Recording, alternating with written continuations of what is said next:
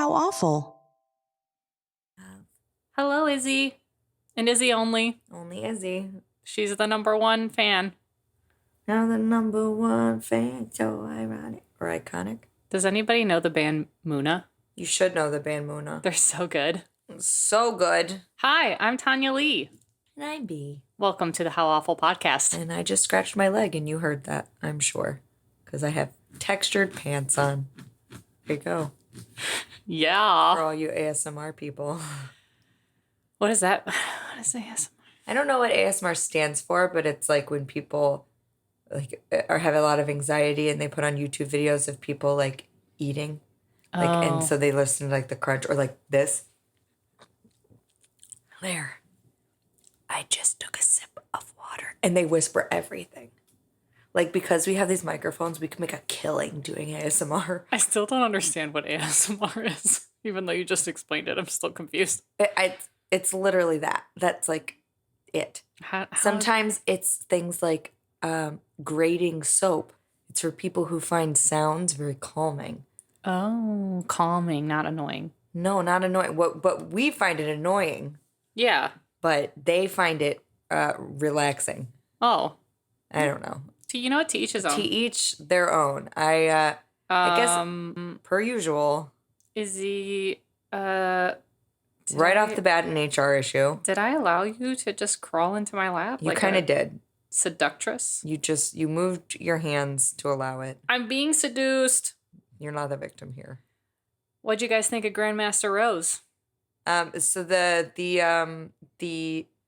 feedback I've gotten so far is that my family is messed up. Who said this? Jamie. Your family is messed up. Well, I mean, can you blame her? You've got Aunt Edney who hacks people to pieces, and got my crazy great grandma, and then my mom spoke wonderfully of her own mother. I thought your mom did such a good job. She did such a good job. Look, did you hear her radio voice? It was so nice. It was actually really calming. It was. It was like, oh, where was that when you read me bedtime stories? And when you miss your mommy, you can just listen to it. Listen to horrible stories about the terror that's in store for me when I hit menopause. I miss my mother. Oh, God, this is a terrible story. Exactly. Why am I listening to this? But I know. I was like, oh, listen to her in her Casey Kasem voice. She was going for it. Right, Casey Kasem. Right, yeah, I taught you that reference. Do you remember it? Well, remember when you said Casey Kasem and I said, we'll talk about it later, and we never actually talked about it? No, we never talked about it. So can you tell me who Casey Kasem is? Casey Kasem, it was like a radio host. Okay, I gathered that much at least. And he had a very specific talking voice. Oh, Casey. Yeah, I can't really do it because I don't sound anything like this man. But he was like the original, like, why can't I remember any of the radio hosts when we were kids on like B96. B96, if you're from Chicago, you know what that is. B96, Kiss FM, that's everywhere. Kiss FM is everywhere. Yeah. B96 isn't everywhere. B96 turned into like the rap and R&B station. Is that what it is now? Yeah. Oh, boo.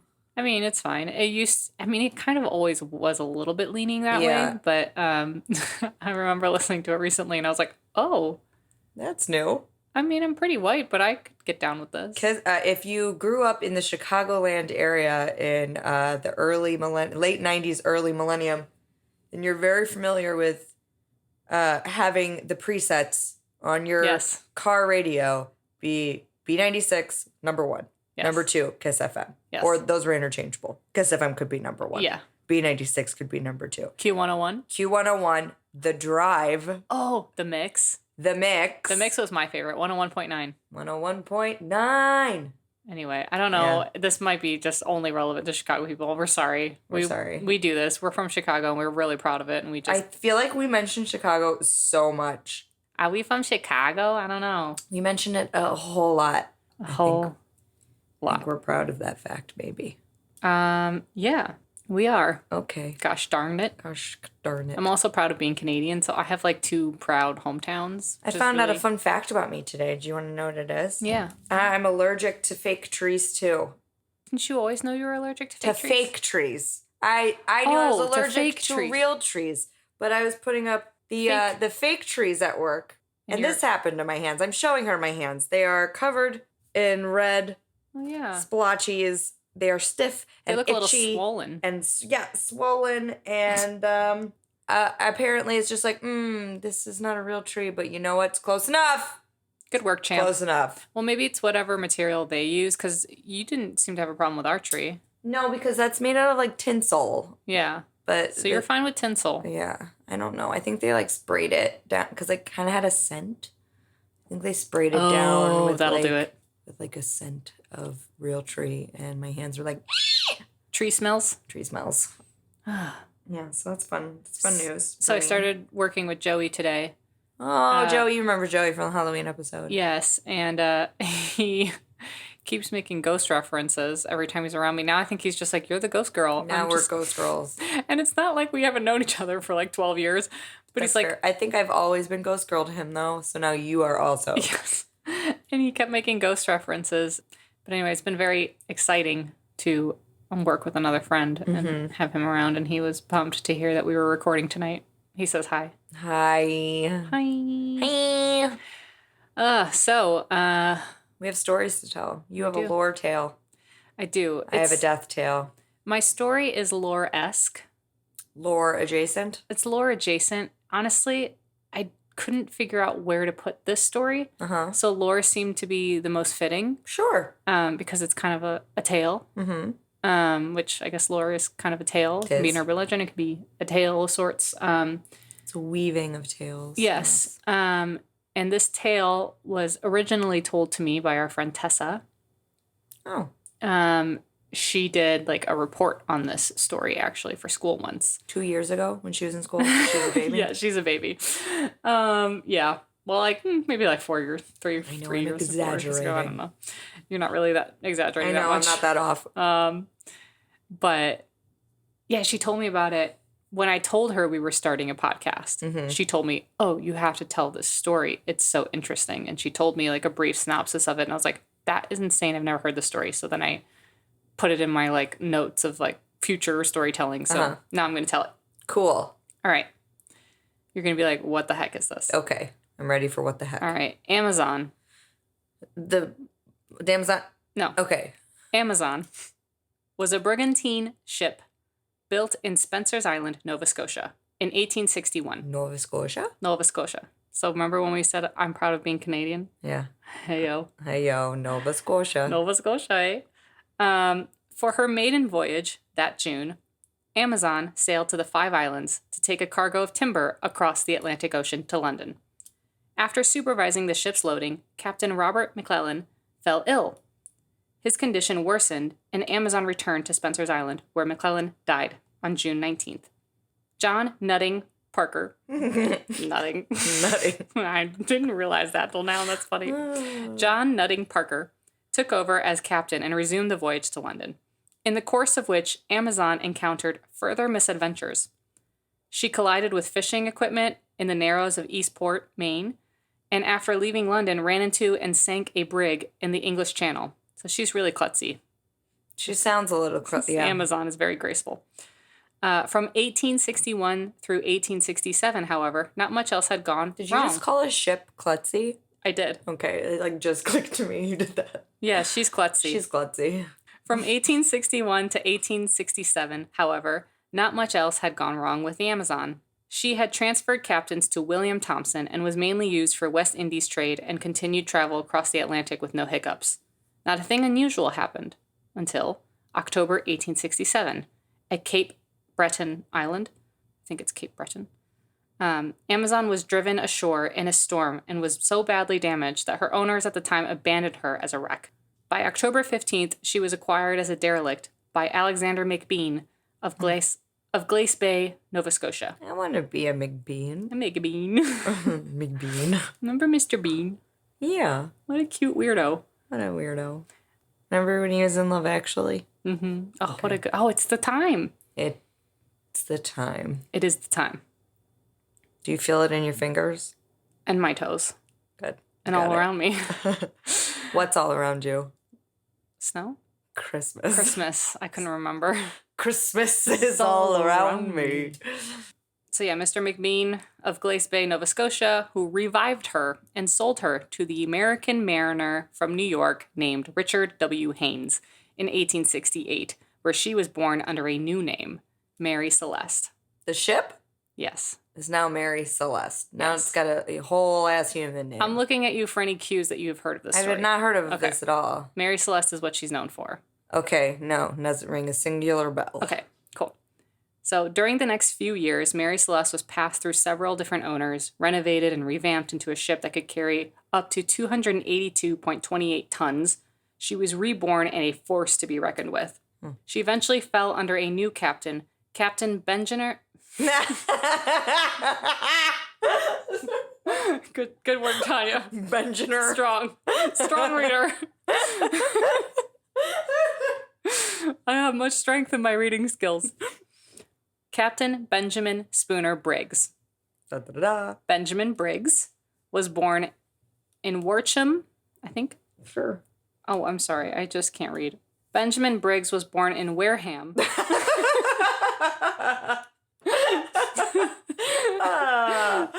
Massachusetts. Massachusetts. Okay, are you Chicago? Sup, Tom? On April 24th, 1835.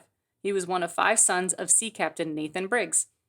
In 1862, he married his cousin, Sarah Elizabeth Cobb. As you do. That's what they did back then. We're all derived from cousins. Yeah. They gave birth to 2 children, their son Arthur in 1865 and their daughter Sophia in October of 1870. So 2 years later, in October of 1872, Benjamin took command of Mary Celeste for her first voyage to Genoa, Italy. Not Genovia, the fake island. Not the Correct. fake island, the fake country. Correct. He arranged for his wife and toddler daughter. Toddler dog. His toddler dog? Oh, he arranged for his wife and Doctor. It's a toddler. I really can't do this tonight. Toddler dog and his doctor. I'm really tired. Okay.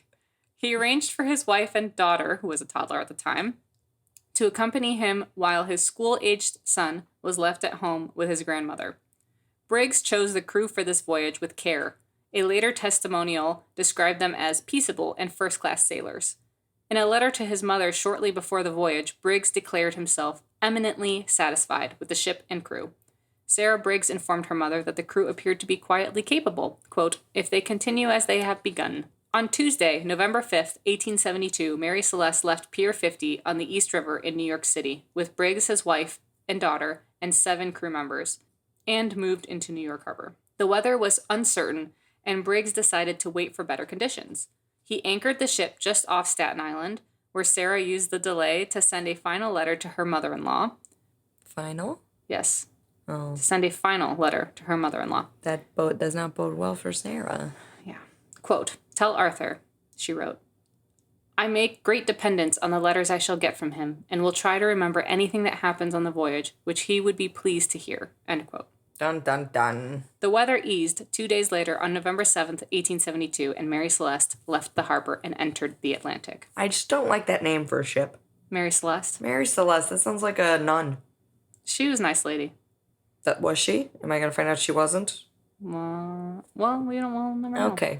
While Mary Celeste prepared to sail, the Canadian ship Dei Gratia lay nearby in Hoboken, New Jersey, awaiting a cargo of petroleum destined for Genoa as well. Captain David Morehouse and First Mate Oliver DeVoe were Nova Scotians, both highly experienced and respected as seamen. Captains Brigg and Morehouse shared common interests, and some writers think it is likely that they knew each other, if only casually. Some accounts say that they were close friends who dined together on the evening before Mary Celeste's departure, but the evidence for that is limited to a recollection by Morehouse's widow 50 years after the event, which you'll learn about soon. Okay. The event? The event. Dun, dun, dun. Dei Gratia departed on November 15th, following the same general route 8 days after Mary Celeste. So we got 2 ships, Mary Celeste and the Dei Gratia. Sure. So the Dei Gratia had nearly arrived at the coast of Portugal at about 1 p.m. on Wednesday, December 4th, 1872. Captain Morehouse came on deck, and the helmsman reported a vessel about 6 miles away, heading unsteadily towards them. The ship's erratic movements and the odd set of her sails led Morehouse to suspect that something was wrong. As the vessel drew close, he could see nobody on deck, and he received no reply to his signals, so he sent DeVoe and second mate John Wright to investigate. The pair established that this was the Mary Celeste by the name on her stern. They climbed aboard and found the ship completely deserted. No trace of humanity left on the ship. What? The sails were partly set and in poor condition, some missing altogether, and much of the rigging was damaged, with ropes hanging loosely over the sides.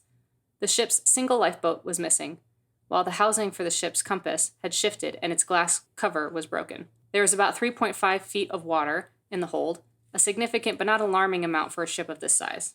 A makeshift sounding rod, which was a device for measuring the amount of water in the hold, was found abandoned on the deck. Some stories say that there was food left uneaten, as if left abruptly, but this actually was never been proven. But it's kind of a rumor of, it's lore of the Mary Celeste. Sure. If you will. They found the ship's daily log in the mate's cabin, and its final entry was dated at 8 a.m. on November 25th, 9 days earlier.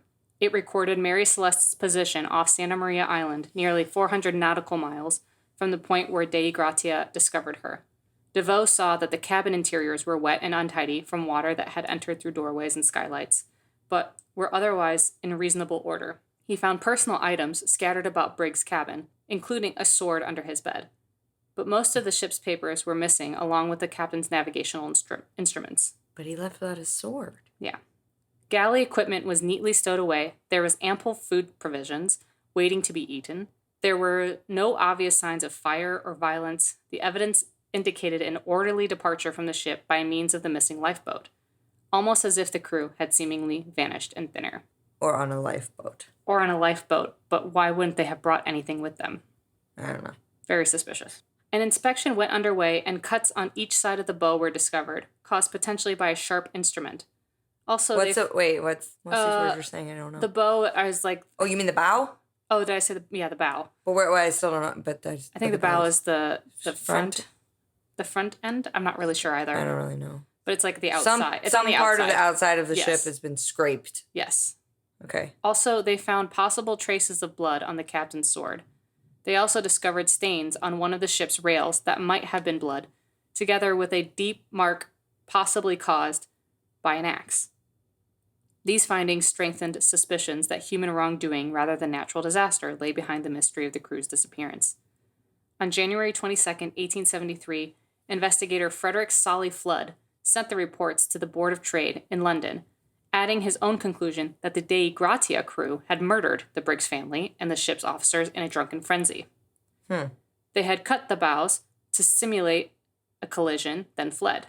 Flood thought that Morehouse and his men were hiding something, specifically that Mary Celeste had been abandoned in a more eastern location and that the log had been doctored.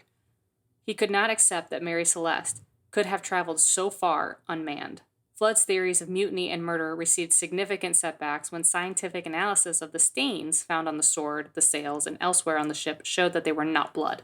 A 1931 article in Quarterly Review suggested that Morehouse lured the crew of Mary Celeste onto their ship and murdered them there.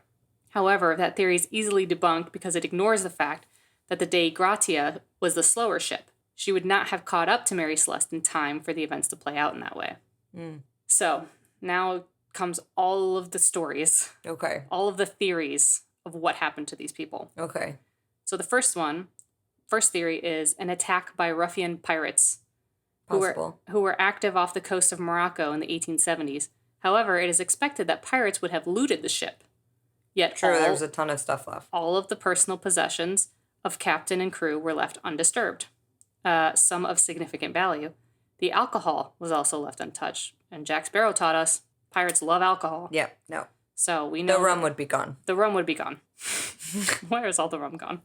In 1925, historian John Gilbert Lockhart surmised that Briggs slaughtered everyone on board and then killed himself in a drunken fit. They're very obsessed with this drunken fit because of all the alcohol they were transporting. Yeah.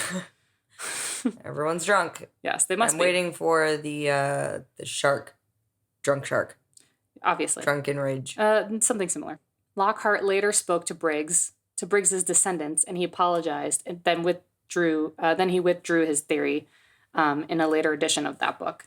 A waterspout, which is a natural disaster that is an intense vortex that appears as a funnel-shaped cloud and occurs over a body of water. DeVoe ventured an explanation based on the sounding rod that they found on deck, which, reminder, was a device for measuring water. He suggests that Briggs abandoned ship after a false flooding because of a malfunction of the pumps or other mishap, which gave a false impression that the vessel was taking on water rapidly. Mm-hmm. A severe water sprout strike before the abandonment could explain the amount of water in the ship and the ragged state of their rigging and sails. Your voice is like, no more. My voice is like, you're going to bed, right? The low barometric pressure generated by the spout could have driven water into the pumps, leading the crew to assume that the ship had taken on more water than maybe she had, and was in danger of sinking, even though it actually wasn't. Okay. It could have been like a misunderstanding. They were like, abandoned ship. But they feel like a bunch of dummies. Yeah. But everybody had said that Briggs is a very experienced seaman. So I think that it would They all have been, say that. Yeah, right? I think it would have been very unlikely for him to abandon ship over nothing, is essentially what everybody is saying. Okay.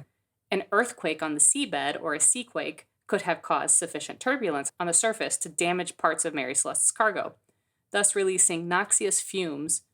Rising fears of an imminent explosion could possibly have led Briggs to order the ship's abandonment. The displaced hatches suggest that an inspection or an attempted airing had taken place. This one, Arthur Conan Doyle wrote a short story called J. Habakkuk Jeffson's Statement, which is a slave revenge theory. Oh. In his account, a revenge-seeking former enslaved person killed all of the passengers. Oh. I'd be okay with that. Yeah. That's fine. That's allowed. So that's a theory, but it's clearly a very wild one. Sure. Another theory focuses on the ship's cargo, those 1,700 barrels of industrial-strength alcohol. Uh-huh. The story goes that some of the barrels may have leaked noxious fumes, a theory supported by the 9 empty barrels found aboard. These fumes may have built up, causing a small explosion, or at least causing the ship's crew and captain to fear an explosion. It is then possible that Briggs ordered a temporary evacuation so that all aboard could seek safety in the lifeboat behind Mary Celeste while the vapors cleared. So let's just go sit in the lifeboat while the vapors cleared.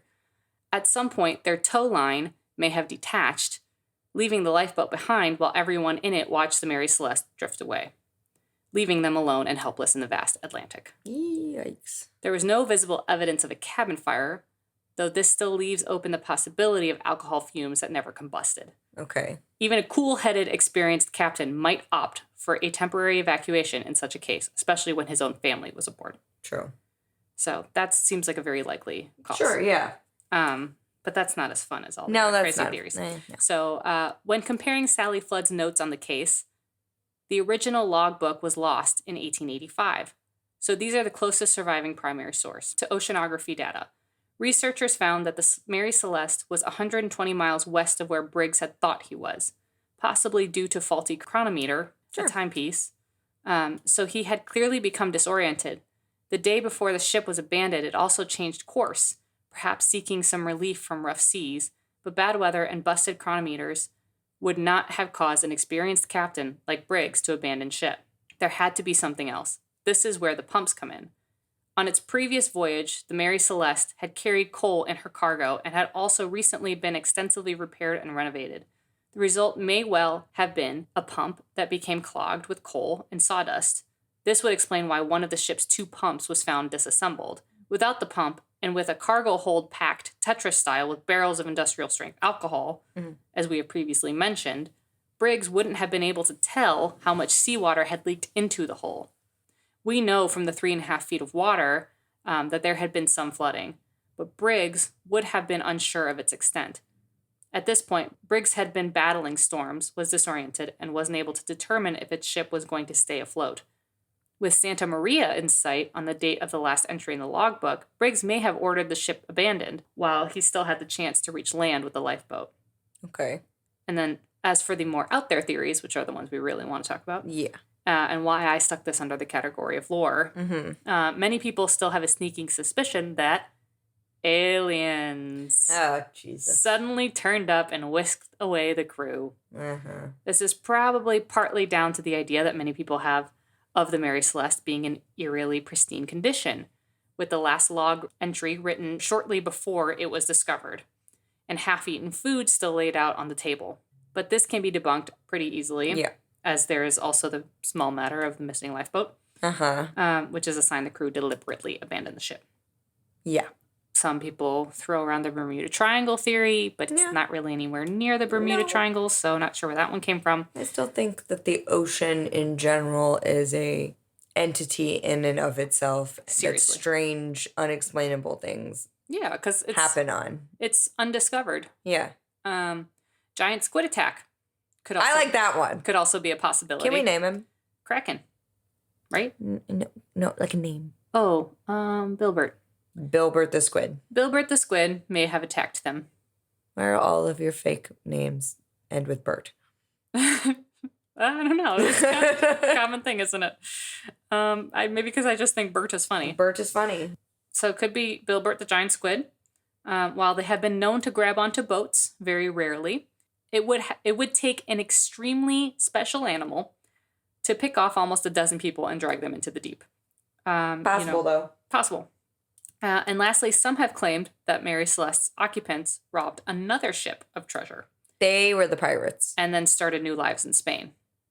Oh. Which would mean that the captain and his wife had just abandoned their young son with the grandmother, whom they'd left in America, which is highly unlikely because they were pretty good family people and loved their son. Sure. But, treasure. Gold. It calls. And so that's the story of Mary Celeste. In her final days, she is now a shipwreck, and we don't know where she is. What? Told you, she's very clumsy. We don't know where she is. Nope, they don't know where she's wrecked. But they know she's wrecked. Yes. For sure. They thought that they found her. Yeah, because I forget the guy's name, but the guy that wrecked her brought back pieces of her trying to sell parts of her. Okay. To, make money off of. And they were like, what happened to the ship? And he's like, it's crashed. It's done.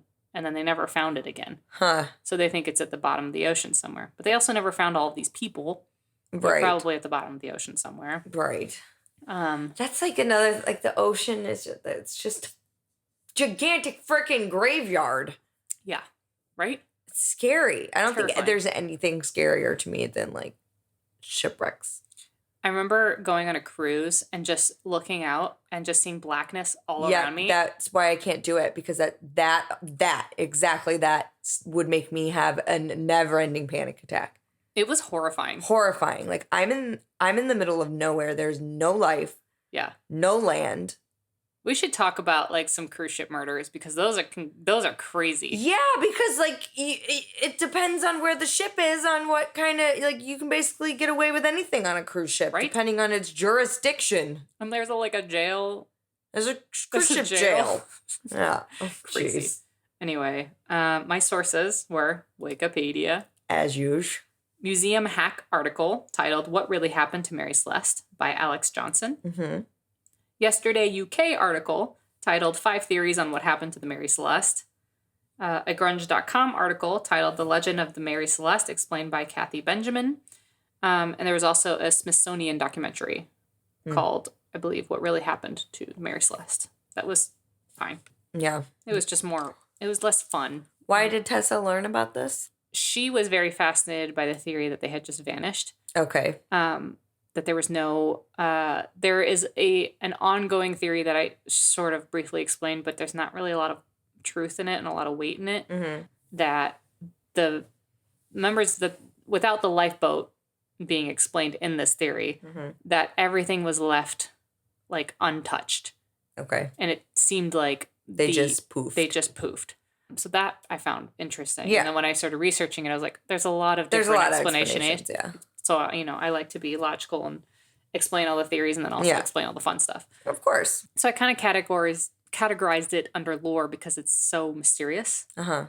It's obviously still never been solved. I think the most logical answer is that the pipes were clogged, creating that noxious, whatever, that gas. Yeah. That would have created a smell that would have worried Sure. Briggs. Back then, there's no real way to tell. You just gotta. He might have just thought, I smell freak gas. Out. Yeah. I think it's gonna explode. Let's get off the ship and see what happens. I like the idea of them floating on a nearby life raft while they're floating away and they can't get back, and his wife is like, "Hasn't blown up, has it?" Yep. And he's just floating on this life raft with his wife, who's nagging him to death, and his 2-year-old. And that gets sad. That got sad. Little Sophia. They might have ate her. Why did you have to go I there? don't know. After a few days, the 2-year-old probably started to look a little numb. Let's take this awful story and make it more awful. I think the 7 crew members would have gotten eaten first. Not as Jumpy little tender. baby. That's why they upsell things like veal. Oh, God. So we all know what tragedy happened to me this. Well, we don't all know. You know what tragedy happened to me this week. Last week, I was researching my celeb death, and then my computer ate it. And It disappeared. It disappeared, and I was only able to recover the first 2 paragraphs, No. which was useless to me. So I was so angry about this that I gave up on that celeb death and completely changed to a different I don't blame you. celeb death, which I then abandoned again because I realized it was just too much of an undertaking. I'm going to have to really dedicate time to, and switch gears again to a different one. So this is my 3rd celeb death that I've researched this week. Well, at least you figured out the other ones. Yeah. Whether they're worth it or not. They're definitely worth it. It's just I was put off because I for one, I just didn't have a lot of time with my mom here and work being crazy. But you're like, I don't want to get too deep into this. Yeah. Well, I'm ready. I'm so excited. I have no idea who it is. Well, it's one that affected us. So Aaliyah Dana Houghton. Oh. Yeah. Okay, this is a good one. Was born on January 16th, 1979 in Brooklyn, New York, and moved to Detroit with her family at age 5. She was a beautiful, shy young woman who would later be known as the Princess of R&B and the Queen of Urban Pop. Ugh, she was so good. So good. She grew up singing with her mother and at 11 opened for her aunt, Gladys Knight, in Las Vegas. I completely forgot that she was the niece of Gladys Knight. I did too. Until this, but how cool. Yeah. She studied dance at the Detroit High School for the Fine and Performing Arts and earned a 4.0 GPA at 14. Aaliyah released an album produced by Chicago R&B kingpin R. Kelly called Age Ain't Nothing But a Number. Of course it was. Which sold more than 1 million copies. It gave us the iconic back, forth and forth. I want to see you go back. Reports surfaced that she had married Kelly when she was only 15 and he was 27. Yeah, that adds up. Aaliyah denied it, although a marriage certificate was found in a Chicago County clerk office. So let's just take a minute here to shed light on anyone who knows anything about R. Kelly. Yes. Knows he is guilty of grooming underage girls, having, you can say having sex, I say statutory rape. Yes. As well as holding them hostage. Yes. Aaliyah appeared to be the first victim of his. She was a child when they were married, though her age was listed as 18 on the marriage license. God. Aaliyah was often alone with R. Kelly in his home or hotel rooms. She was also often the only young female in the studio with numerous adult men, including Kelly. There was a quote, and I didn't put it in here because it made me nauseous, but it was a quote from some producer who was talking about how 15-year-old Aaliyah would be in a studio alone with all of these adult grown men. And he turned it around and blamed Aaliyah for whatever might have happened in the studio and said, you know, at 15, you're all hormones and no brains attached. What? Yeah. That's gross. Yeah. So there were several accounts of them having sex, as well as Kelly fearing he'd gotten Aaliyah pregnant when she was 15. Oh my God. In 1997, Aaliyah filed a suit to have the marriage expunged as she wasn't old enough to consent to marry legally. After the marriage was annulled, Kelly cut her off professionally and personally, but he never got over it. He never stopped talking about Aaliyah. No. He's probably still talking about Aaliyah. In 1996 came her second album, 1 in a Million, which sold 2 million copies. That's the one. Yeah. Your love is 1 in a million. That whole album is so good. It goes on and on and on. Okay. I sound just like her. And launched, she's rolling over, and launched its producer-songwriter team, 2 largely unknown figures at this time, named Timbaland and Missy Elliott. Hell yes. Aaliyah began modeling for Tommy Hilfiger. Everybody remembers the Aaliyah-Tommy Hilfiger ads. Yes. Iconic. And taking acting lessons, which led to starring roles in Romeo Must Die, as well as the role of Akasha in Queen of the Damned, which was slated for release in the spring of 2002. They postponed it because she died before they finished editing the film. So it got postponed for a while because of that, but they did end up releasing it. But she had also been cast in both of the upcoming sequels to The Matrix, which she had started shooting, the summer of 2001 in LA. So she had a lot coming up for her. Yeah. Her third record, and my personal favorite, Aaliyah, released in July, was already gold when she flew to Abaco Island in the Bahamas to finish the video for the album's third single, Rock the Boat, directed by Hype Williams. On Saturday, holy crap. Okay. On Saturday, August 25th, she boarded a 10-seat twin-engine Cessna 402B bound for Opelika, Florida. With the pilot, Luis Morales III, and 7 members of her crew, video production director Douglas Kratz, 28, bodyguard Scott Galen, 41, hairstylist Anthony Dodd, 34, and Eric Foreman, 29. Black Ground Records executive Gina Smith, 30, makeup artist Christopher Maldonado, 32, and friend Keith Wallace, 49. Less than a minute after it took off, the plane crashed just a few hundred feet from the runway. The airplane was seen lifting off of the runway and then went nose down and impacted in a marsh on the south side of the departure end of the runway. Aaliyah was among 6 passengers dead at the scene. 3 others passed away hours later in a nearby hospital. Aaliyah suffered from severe burns and a blow to the head, in addition to severe shock and a weak heart. The coroner theorized that she went into such a state of shock that even if she had survived the crash, her recovery would have been nearly impossible given the severity of her injuries. Yeah. So she had to be identified in Nassau by her family, but from reports, she was so severely burned that it was difficult. Oh my God. Mm-hmm. Pause for sadness. Police initially speculated that the plane foundered because it had been overloaded with equipment that brought the total weight to more than 700 pounds over the aircraft's specified 6,300 pound limit. Oh my God, yeah. This is when the reports get spotty. Aaliyah was originally scheduled to leave the island the next day, but when her part in the video was completed, she decided to leave early. Aaliyah left mid-production, so they were still shooting when she left, Hype Williams said. He challenges that the plane was overloaded. Reports claim that the passengers forced the pilot Morales to overload the plane. Jomo Hankerson, Aaliyah's cousin and the president of Black Ground Records, her label, was angered by reports that the passengers argued with Morales. Quote, "I don't subscribe to this scenario that the passengers of a plane dictated them to overload the plane," he says. That seems unfathomable. In the airline business, safety has always come first.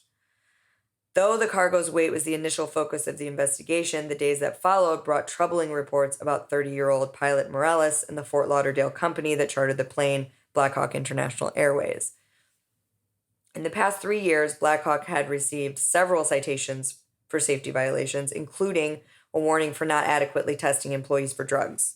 Morales' record is also spotty. Less than 2 weeks before the crash, he pleaded no contest to charges of possession of crack cocaine and attempting to sell stolen airplane parts, and was put on probation. He began working at Blackhawk 2 days before the accident, and the company hadn't licensed him to operate the plane used for Aaliyah's flight. So he was not licensed for this plane. Oh my God. Morales falsely obtained his FAA license by showing hundreds of hours never flown, and he may also have falsified how many hours he had flown in order to get a job with Blackhawk International.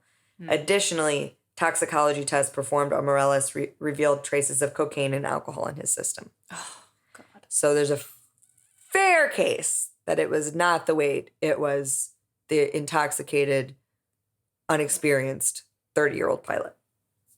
God, I hate that. Yes. So could have been avoided. So could have been avoided. And there was 2 planes, and I remember there was news footage, and I don't remember exactly who it was who was said to have found her, but that they saw the plane go down and they ran to her, and she was still alive when they got to her, and they held her until she passed. And I believe it was one of her very close friends. Yeah. But a little about Aaliyah. Friends recall Aaliyah as driven, intelligent, and clear on the reward of hard work, as well as unusually sweet and gentle spirit who always found time for play. She had a shyness that was beautiful because it sprang from humility. She had an old soul, says Hankerson. She seemed like she was living everything in rewind, like she'd already done all of this. She had this personality that was contagious. It was never just a job and you were working with her. You always had fun. Good kid fun. She was remarkable for being sexy without selling herself, for finding the thin line where she could attract the boys without embarrassing the moms. She's the first artist I worked with who would not compromise her values to be famous, says Paris Johnson, an executive vice president at Blackground. Quote, in this business, church girls became prostitutes because they want to be stars, but she would never let stardom interfere with who she was, end quote. She was nicknamed Lily and Baby Girl. She loved to sleep, to play word games, to make prank phone calls, to shop at Fred Siegel in Los Angeles, to eat breakfast food even late in the afternoon. She was a girly girl who always made sure her nails were done, her perfume was right, and her bag had lotion and lip gloss. She prayed before every meal and before she went to bed. She daydreamed about raising kids with her boyfriend Damon Dash. Her acting career began at 19 with a call to Harold Guskin, who had coached Kevin Kline, Glenn Close, and Matt Dillon. For 6 months, Guskin and Aaliyah met several times a week to work through plays by Chekhov, Shakespeare, and Tennessee Williams. Her last day was marked by fun and laughter, dancing, and sun.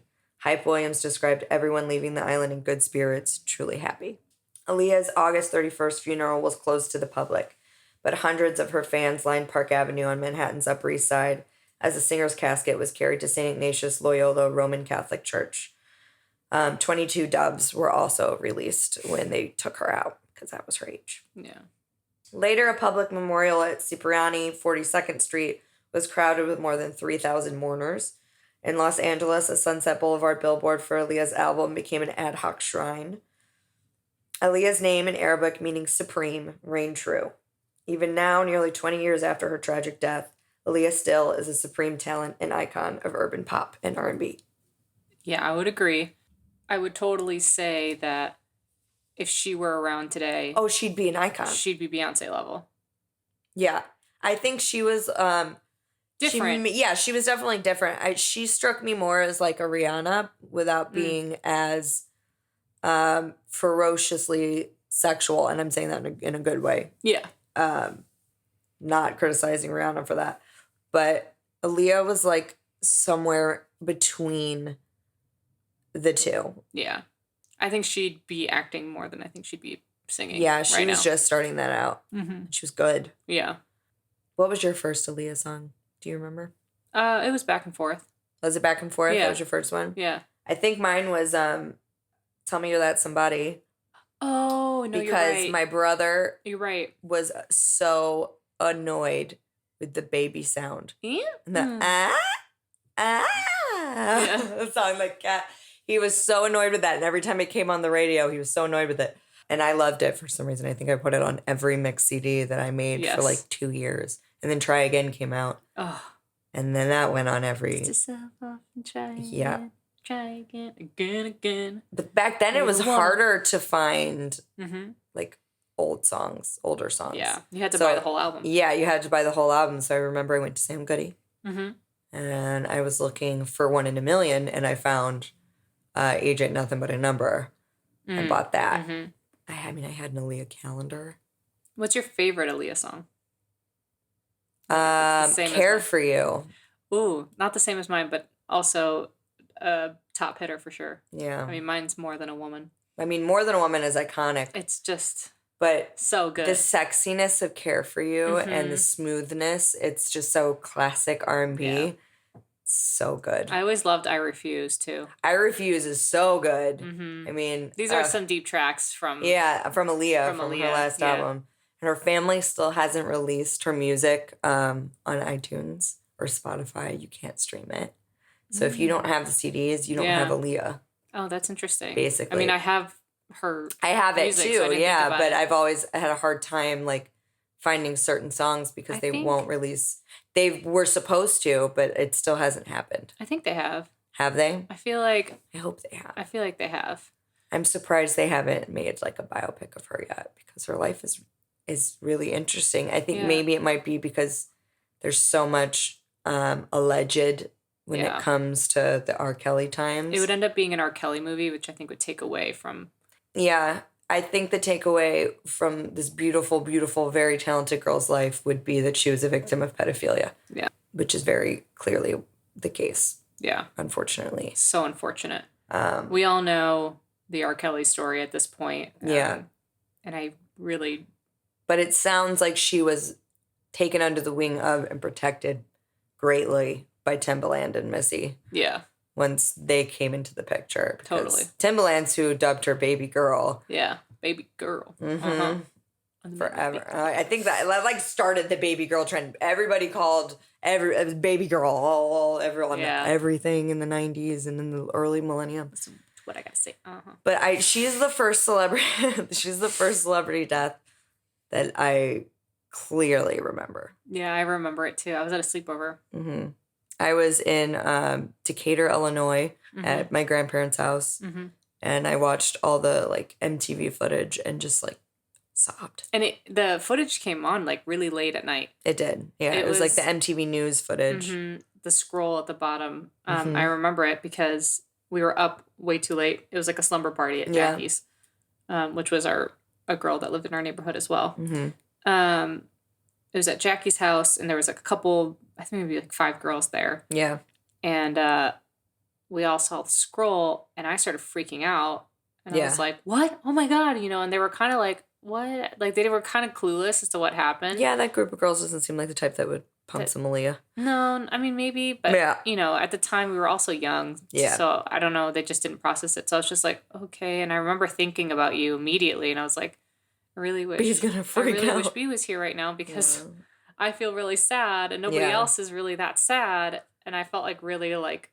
I was sad at school. Like I remember going to school and seeing how sad everybody was and being really sad because of it. And she was just too young. That was such an icon. I mean, there was a quote from her brother saying he never questions God, but this just doesn't make any sense. Like there was just no reason that she had to go. No, there really wasn't. I don't know what it was meant to tell. There's this picture of her, and I want to see if I can find it. I'll put it on the blog. It was the last picture ever taken of her.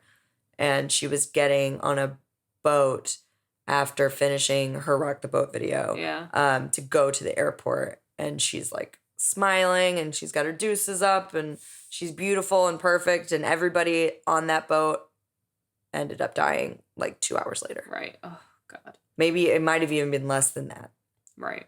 But Hype was like, he talked about how they were still filming things. They were filming things with the dancers and filming things on the yacht.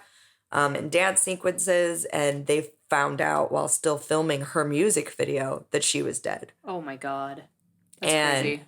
They didn't want to release the music video, but Hype pushed for it. Yeah, I think they should. I think it had to be.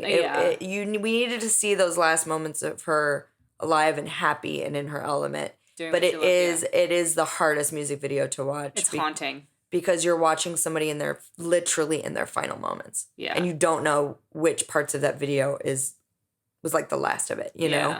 It's haunting for sure. It's super haunting. Even though it's this sexy, cool R&B video, it makes you very sad to watch it. Yeah. Oh, man. Man, oh, man. Rest in peace, Aaliyah. I've seen a lot of Aaliyah merch lately. There was one day at work a couple weeks ago where like 2 people within an hour came in wearing an Aaliyah t-shirt. Oh, wow. It's like... It's interesting because I think I would say the next time I think the world was shaken by a death was Kobe. Like the same way that they were shaken from Aaliyah. Yes and no. I mean, maybe it was just in my bubble, but I feel like the world was really shocked by Heath. Yeah, that's true. I would say Aaliyah. Because he was so young and he was becoming so hyped because of his performance for The Dark Knight, even though we hadn't seen it yet. Mm-hmm. I would say the most. The most shocking deaths were definitely Aaliyah, Heath Ledger, and then most recently Kobe Bryant.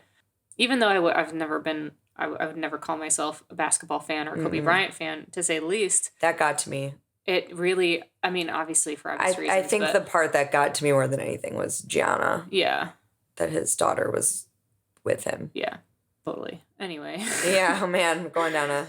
Oh my God, I don't think I want to talk about this anymore. Anyway, I wanted to...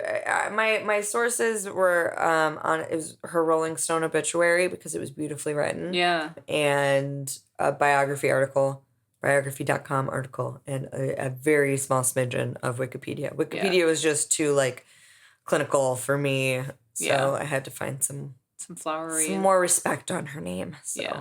No, I love that. Ugh. Yeah. Do you want to tell me something wonderful? I don't have anything particularly wonderful, so I will take a message from your book and say one of my favorite things. Yes. And I'm surprised we haven't talked about on this podcast yet, considering how much joy it brings us. But it's Somebody Feed Phil. Oh yeah. Somebody Feed Phil is the most delightful, lovely, joyous, wonderful television show that I think may have ever been created. It is an instant dose of serotonin. It is an instant anxiety reducer. Anybody who's dealing with this pandemic or dealing with personal issues or dealing with being alone at the holidays, really anything, I highly suggest you go on Netflix, you look up Somebody Feed Phil. What you're gonna find is a lovely middle-aged Jewish man who is exactly what you would imagine a middle-aged Jewish man to be. Phil Rosenthal. He's the creator of Everybody Loves Raymond, who has the most delightful personality you will ever see in your life, who rejoices at every bite of food he takes, who is hilarious. You get to meet Max. You get to meet Helen, his mom, who has since passed. You get to meet his lovely wife, Monica, and his kids, Ben and Lily. And I have claimed Phil as my own father. But literally anybody who's been going through it and has needed an escape, I have suggested Somebody Feed Phil to, and I know you have too. Yes, I have. It's just such a treat. When you look up delightful in the dictionary, there is a picture of Phil smiling ear to ear. Yes. And going, hee. Yes. Which is the literal noise he makes when he likes the food and he gets to eat it again. He goes, hee. Yes. It brought a smile to my mom's face when she was going through a hard time. It's just delightful. And you get to see all these different beautiful parts of the world, and it's like a love letter to every place that he goes. And it's not just about the food. No. It's about the people. It's about the architecture. Watch it. You just watch Phil Rosenthal connect with all of these human beings. And it's so beautiful. It is. It reminds you the world is good. Yes. As cheesy as it sounds, it's beautiful. It is.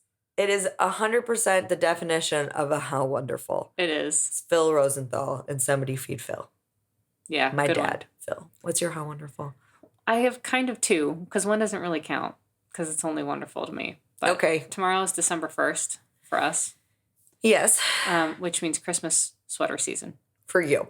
Yes. Jerk. I get to wear all the Christmas sweaters. I don't get to wear any, and I'm distraught. Yeah, this is the first time I've had a job that I can't wear ugly Christmas sweaters at. Yeah. So I bought a couple new ones. What? I bought a couple new ones. What? I bought a couple new ones. What are these? You'll see. Oh man. You'll see. So I will be wearing them to work for the next 3 weeks, and I'm pretty pumped about that. But I don't know if that really counts as a wonderful, because it's kind of just more of a selfish joy. It is a wonderful. It's wonderful for you. My real wonderful, which is a shocking development, is the new Miley Cyrus album. Oh, it's legit. It is so good. It is so good. And Plastic Hearts. Backstory. We were full on Miley haters. Yeah, I wouldn't say haters, just not fans. Okay, fine. I was a Miley hater. You were a not fan. Yeah. I wasn't a fan of how she presented herself. I thought she went too far to prove she wasn't in Disney anymore. But now I see what she was doing. B was clutching her pearls. I was clutching my pearl, and I'm not a pearl clutcher. No. But it was just like all the tongue sticking out and the grinding and the dildos and the weird. We get it. You're trying to shock people. We get it. Yeah. And I just thought her voice was like a wet cat in a paper bag. Yeah. And the reason why I find this so wonderful is it's really cool when you see an artist find their sweet spot. Exactly. And this is definitely what is happening. And I think it's been happening slowly for her with her last album, Younger Now, and then now even Plastic her Hearts. EP. Yeah, even She's Coming. I mean, that was still kind of a different sound, but it was getting closer to it. Yeah. And I think Plastic Hearts is just like a home run. It's a banger. It's so good. It's so fun. I was blasting it on my drive home and like singing it really loud in my car by myself. Give Me What I Want is the blaster. It's so good. But yeah, I never thought I would say this. But no, never. The new Miley Cyrus album is my How Wonderful. Go listen to Plastic Hearts wherever you listen to music. Absolutely. And Miley, and shame on me for judging a woman expressing herself. Yeah. and owning her body. Hey, at least you can admit it. Shame on me. Shame on me for how I judged Taylor Swift, and shame on me for how I judged Miley Cyrus. Yeah. Because I am now both. Stand hard for them both. Same. Rock on. Rock and roll, literally. Yes, literally. For Miley Cyrus. Go, girl. Get it. Let's pick our topics for next week. Oh, yeah. All right, we're back to the beginning. We are. And this is how it starts. Ooh, the 1975. Take your shoes off in the back of my van. I sounded just like him. Actually, you kind of I did. Here you go, pal. What does Tanya Lee have? Paranormal. Ah, we're back. We love a good paranormal. I have lore. Ooh, okay. All right. Lore okay. and paranormal. It's going to be a Okay. spoopy episode. Another spoopy one. All right. Down diggity. We always pull, one of us pulls the same topic That we the other just one did. had. Yeah. Oh, well. Well, this has been the How Awful podcast. It truly has. Where It can has. they find us? You can find us at www.howawfulpodcast.com. Uh-huh. You can also find us on social media, Instagram, Twitter, Facebook, at How Awful Podcast. We also have a YouTube channel where you can search for us, and we have transcribed episodes That for we your are greatly hearing. slacking on. We have up to episode 7, 9, 11. Oh, so it's just me that's slacking. Got it. Good. I have no time. It's okay. We'll get there. Mm-hmm. But you can find those episodes, most of those episodes transcribed for your hearing impaired friends. Let us know. Put a fire under our ass if you need us to catch you up. She means put a fire under my ass. I mean, I can help That's what she means. if it need be. And you can also find us at our Patreon, which is patreon.com/howawfulpodcast. Patreon, for those that don't know, is a website where you can support artists as ourselves. You can support our podcast. Podcast. Okay. You can support our podcast. you can support our podcast. We have weekly blog entries that are associated with every episode that we release. We have extra tidbits. We're going to put up some videos. Mm-hmm. It's going to be fun. If you want to support us, you can find us there. We'd love for you to join our Patreon and be our friends. Twid. And if you have any stories that you'd like to share with us, some survival stories, we were calling them the I Survived stories. Yeah. If you survived something, I survived. if you survived something traumatic or something paranormal, if you were abducted by aliens, it's very distracting. Okay. If you were abducted by aliens, if you survived a paranormal experience, anything, they're basically like listener stories. We want to hear your stories. We read one last week that was really crazy and interesting, and we hope you enjoyed it, and we hope that inspires you to tell us your stories. Yeah, I think 'Tis all. I think that's it. Yep. I think that's it for us. Yep. This evening. Thank you for listening. Who are you? I have been Tanya Lee. I have been B. How awful. How awful. I don't want your future. I don't want your past. Oh. I just need a lover. Oh, we're still Give going me on what my I leg. want, boy. Give me what I want, boy. Ouch. Bye. As always, we've been B and Tanya Lee. Our logo was created by MJ Savard, and our theme music courtesy of Nikki Lou.